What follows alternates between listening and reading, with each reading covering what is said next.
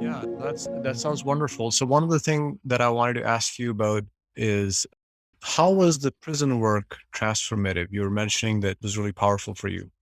Yeah, it's interesting. We talked for about an hour and a half, and I didn't feel a lot of things. And when you mentioned how was prison work, I close my eyes, I see those guys, and I feel like touched and tears. Well, I guess it was that surprisingly, I met there people that they were more real and authentic and open, interested to connect in the moment with me from a real, uncontrived, no bullshit place. Somehow, because their life was so hard there in maximum security prison, active gang yard, they will just come to this group, which was a select group of individuals that was very hard to get into that group as an inmate. You need to be vetted by inmates to be really trustworthy. So they had very little time. So I don't know, when I was there, it was touching how real they were and how present they were. They will ask me, "Hey, Mihai, how are you?" And usually I was like, "Oh, bullshit." But I could see that it was shocking me that no, he really was looking at me and was interested how I am, what I've been doing last few days. They were really open and real. And also, I don't know if you know this prison hug, you come and you're like, there's a whole thing, like a prison hug. I don't know, the hugs from them were so subtle, yet deeply meaningful. Like I would be touched.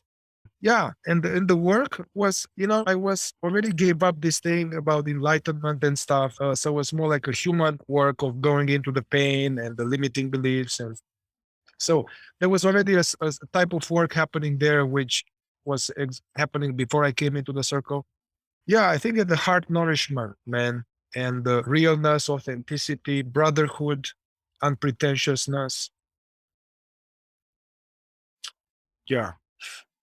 Yeah, in a way that makes sense that they have already been through these intense experiences. And I think when that happens, there is kind of a realness, a rawness, Yeah. because everything is kind of out there. There aren't those many facades or trying to, not keep things real. So One time I went there, I was starting to, you can, before we do the circle protocol, checking in and whatever, one can read something to just some uplifting, whatever.